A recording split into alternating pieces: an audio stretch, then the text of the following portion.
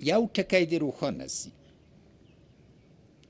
دا جګړه طالب شروع کړې او طالب د دې جګړې مسؤل ده.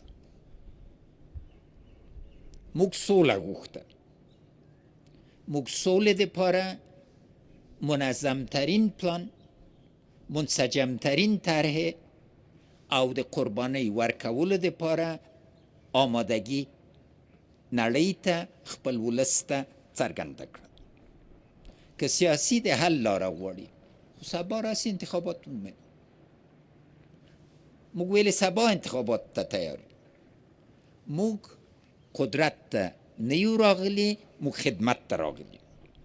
او دا ټول امنیتي و دفاعي قوا هر یو رضاکار ده، هر یو د دې